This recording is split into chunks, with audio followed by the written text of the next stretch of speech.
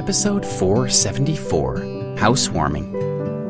At 8 o'clock that evening, Alex was on his way to Joe's villa in the suburbs of Baltimore. As he walked the streets of the luxurious neighborhood, Alex reminisced about his old college roommate.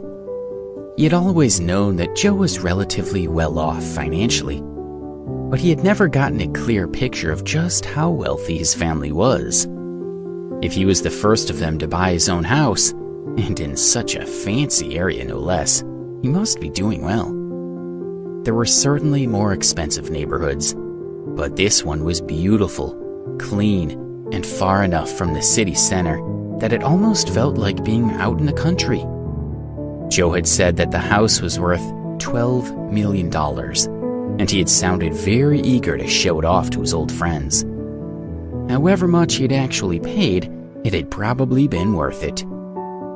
The strangest thing to Alex was that Joe seemed to have decided to settle in Baltimore, and that he had called all his old roommates for a meetup in the city where Alex now lived. It seemed like a strange coincidence, but Alex didn't think there was anything sinister behind it. He had no reason to mistrust Joe. When Alex arrived at Joe's house, he wasn't very impressed. Compared to Clifton Manor and Dominic Mitchell's mansion, the villa wasn't very impressive.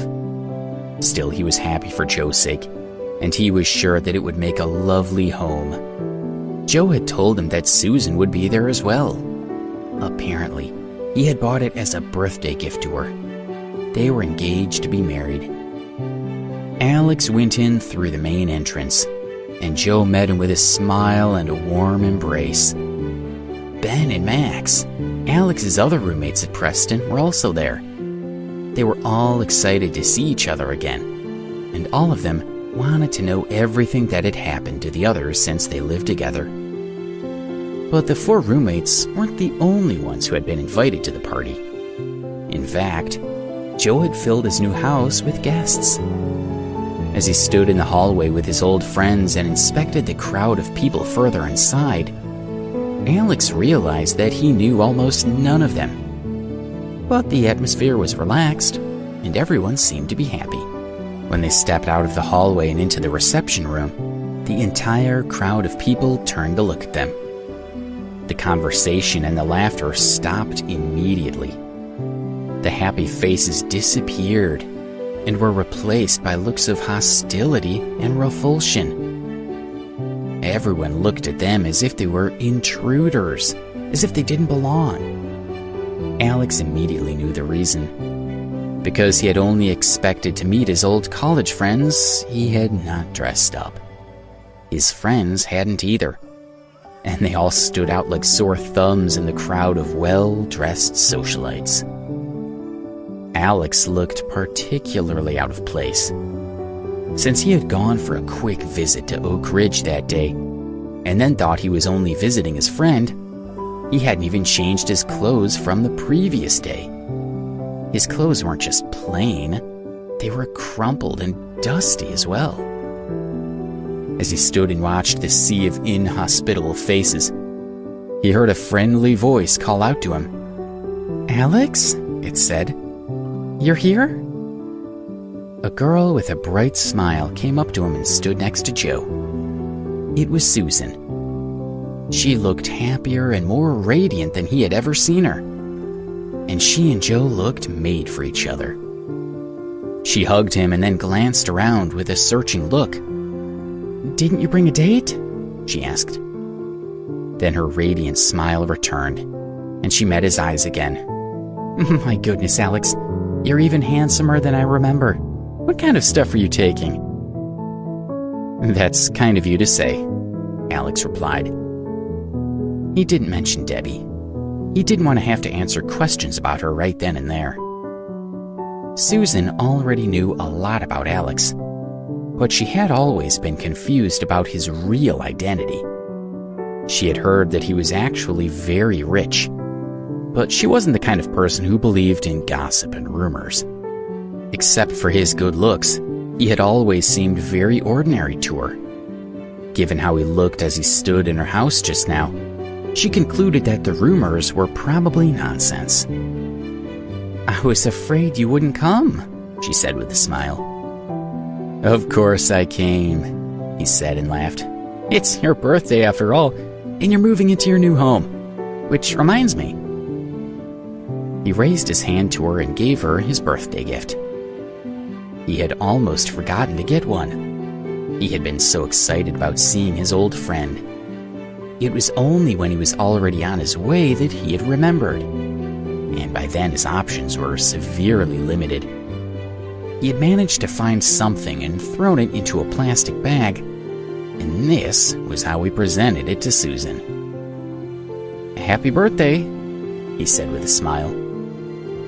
On the way, he had imagined that the whole thing would be very funny. But that was before he knew he would be presenting his gift in front of a large audience. Susan took the plastic bag and didn't inspect it too closely. She could feel that it wasn't heavy. "Thank you, Alex," she said sweetly.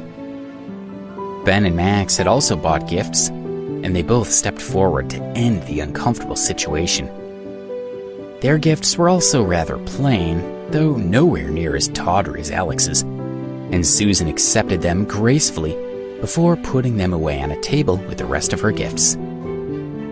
"Listen," she said when she came back, "we have to mingle with the other guests, but I can show you around quickly. The house isn't very big, but it's nice. We looked at a few properties before we settled on this one, and this was the best we could afford." She looked around and lowered her voice. "It cost us $12 million, she continued. "Both Joe's and my parents had to pitch in. I don't even know if they have any money left."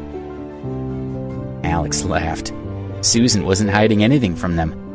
It was clear that she saw them as old friends. "Of course, we had to take out a huge mortgage as well," she said with a smile. "We're pretty much prisoners here now. Whatever you do, don't make our mistake." "If it makes you feel any better," Max said in a playful tone, "I doubt any of us will ever be able to afford a house like this. I hope that's some comfort at least."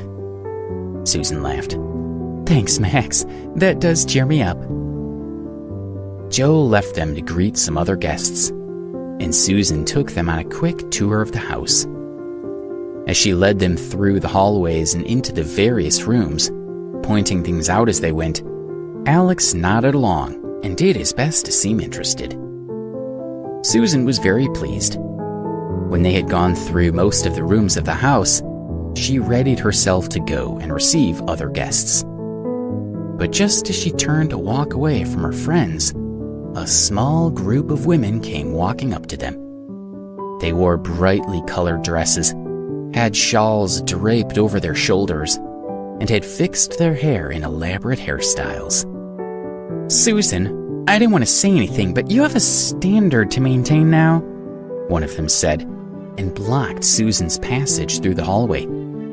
She glared at Alex and Ben. "If you invite this sort of people into your house, you'll make a fool of yourself. And worse, the value of your house could fall." The other women snickered and nodded along. "Yes," said one of them. "Are they your relatives? Friends of yours? It doesn't matter. You should ditch them. They'll be a bad influence." Ben grew angry, but Max put his hand on his shoulder to hold him back. If they made a scene at the party, they would only make it worse for themselves and their hosts. Alex stood and watched the women. He was quite calm. Their get-ups were as luxurious as they were impeccable, but their snobby attitudes made it all feel tawdry and cheap. "It's really sad," he thought. "Some of these women from rich families, they think that no matter how badly they act, they can just put on fancy dresses and makeup to become angels." He decided that he would prove them wrong if he could.